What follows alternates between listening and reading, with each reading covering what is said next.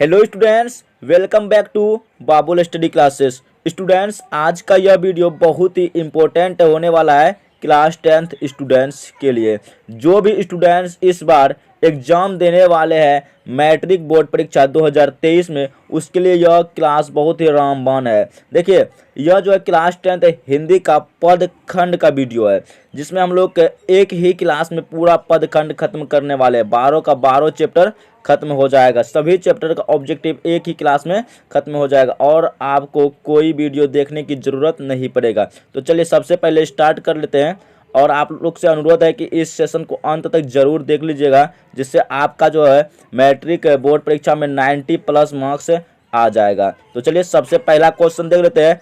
पहला क्वेश्चन है, गुरु नानक के माता का नाम क्या था? गुरु नानक के माता का नाम क्या था? तृप्ता। ऑप्शन ए हो जाएगा सही उत्तर। और गुरु नानक के पिता का नाम क्या था? कालू चंद खत्री। क्या था?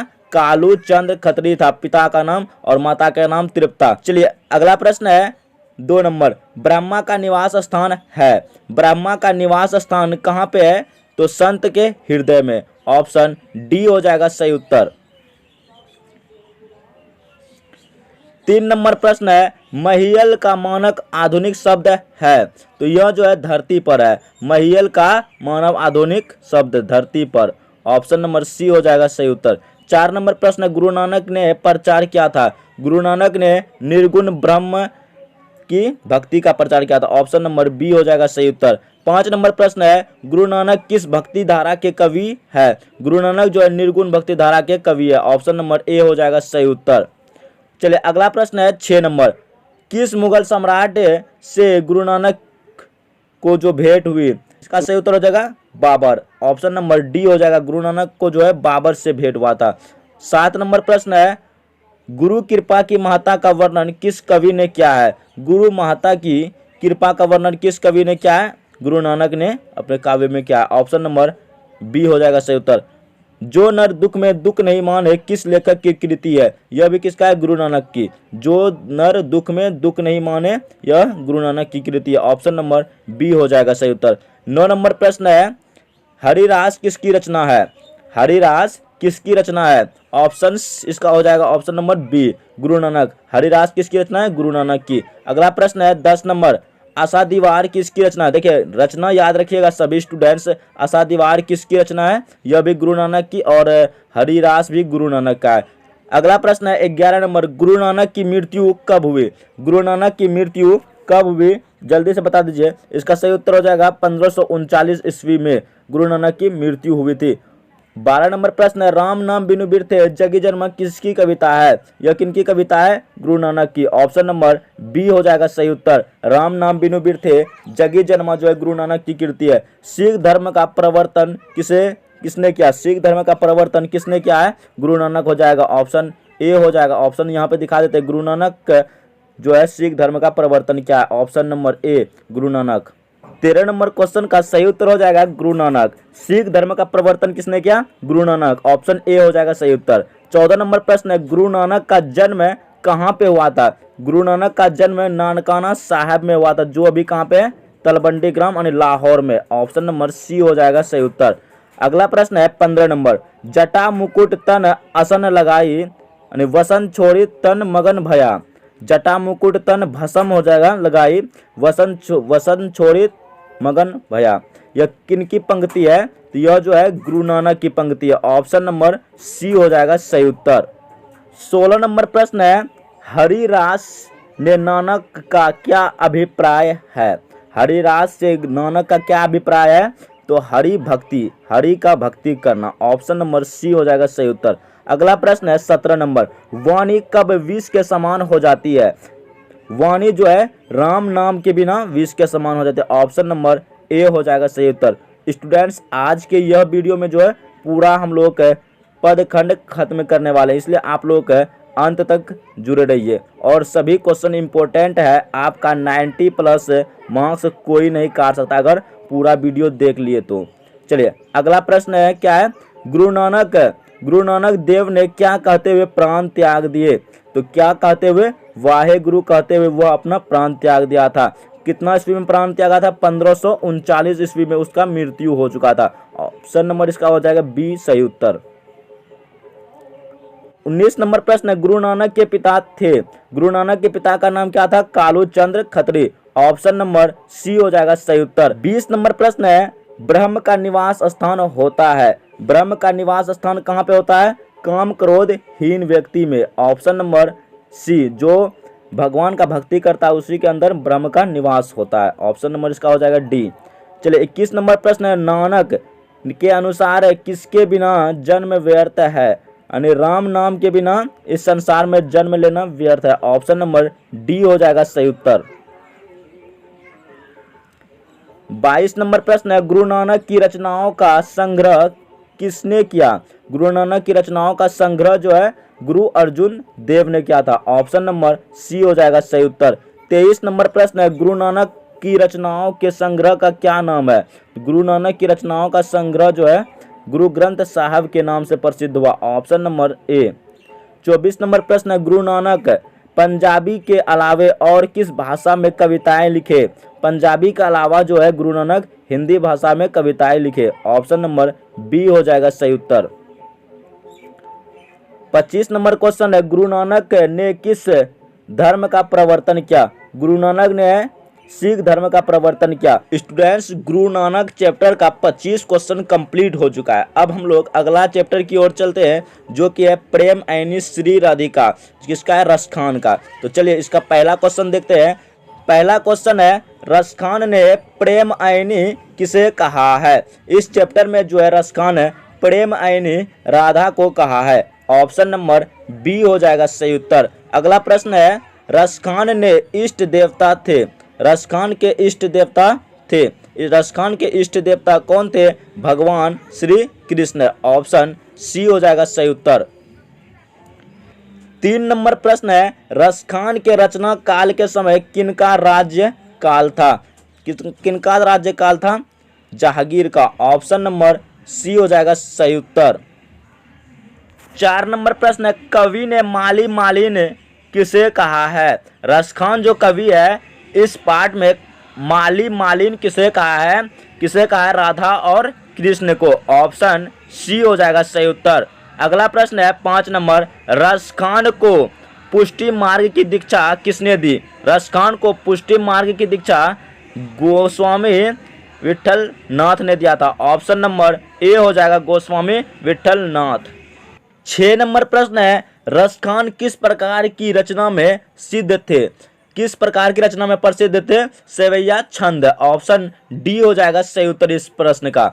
चलिए 7 नंबर प्रश्न है, तराग का शब्दार्थ है। तराग का शब्दार्थ क्या है? नदी। तराग मीन्स क्या होता है? नदी। ऑप्शन डी याद रखिएगा। 8 नंबर प्रश्न है, प्रेम ऐनी श्री राधिका किनकी रचना है? प्रेम ऐनी श्री राधिका जो है रसखान की रचना है। ऑप्शन ए हो जाएगा सही उत्तर।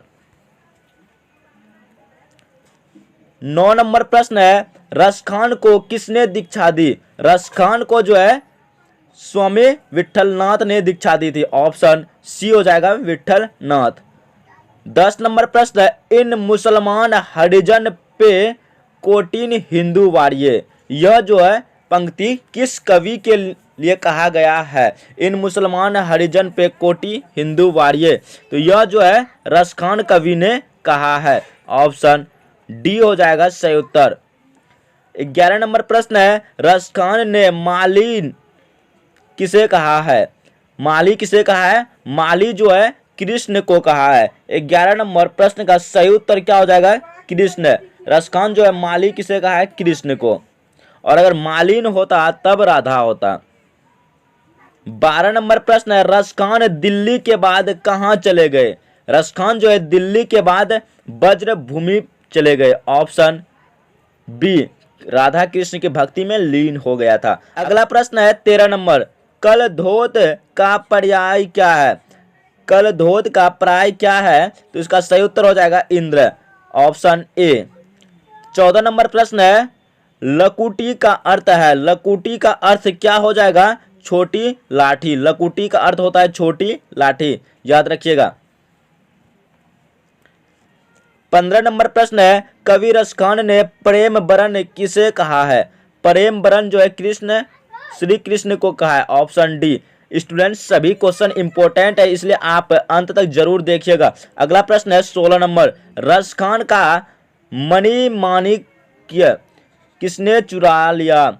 रसखान का जो मणि माणिक्य किसने चुरा लिया था? इसका सही उत्तर हो जाएगा कृष्ण भगवान ने, श्री कृष्ण ने उसका मन को पूरा तरह से चुरा लिया था। अगला प्रश्न है 17 नंबर, रसखान का रचना काल था। रसखान का जो है रचना काल कब था? रसखान का रचना काल हो जाएगा ऑप्शन नंबर ए, जहांगीर के राज्यकाल में।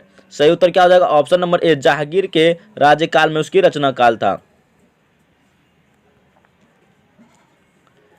18 नंबर प्रश्न है, रसखान के चित चोर कौन है? रसखान के चित चोर कौन है? श्री कृष्ण, भगवान श्री कृष्ण। ऑप्शन ए हो जाएगा सही उत्तर। 19 नंबर प्रश्न है, रसखान वज्र के वनवागों पर क्या न्यौछावर करने को तैयार है? रसखान वज्र के वनवागों पर क्या न्यौछावर करने?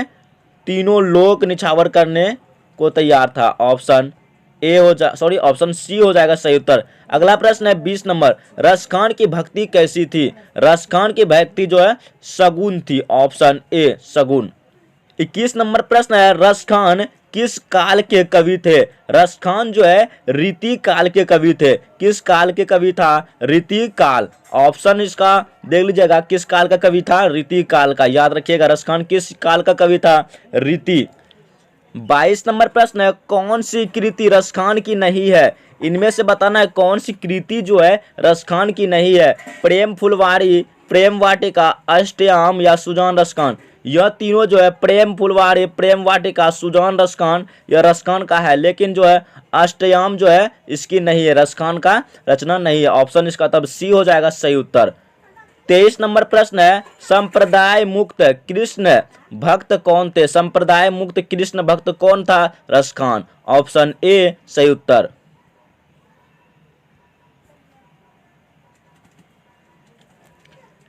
24 नंबर प्रश्न है, सुजान रसखान किनकी रचना है? सुजान रसखान किनकी रचना है? रसखान की। ऑप्शन सी हो जाएगा सही उत्तर। खान जो कवि है उसका भी चैप्टर कंप्लीट हो चुका है 24 क्वेश्चन, और उधर गुरु नानक का 25 क्वेश्चन कंप्लीट किए हैं। अब अगला चैप्टर है, अति सुधो स्नेह को मार्ग है मोह आसवनी ले बरसे। इस चैप्टर का लेखक घनानंद है। इसका भी मोस्ट इंपोर्टेंट सब क्वेश्चन देख लेते हैं। तो चलिए पहला क्वेश्चन देखते हैं। पहला क्वेश्चन है, घनानंद किस काल के कवि थे? घनानंद जो है किस काल के कवि थे? रीति काल के। और रसखान भी किस काल के कवि थे? तो रीति काल के। ऑप्शन इसका हो जाएगा बी। 2 नंबर प्रश्न है, अति सुधो स्नेह को मार्ग शीर्षक सेवैया जो है किनकी रचना है?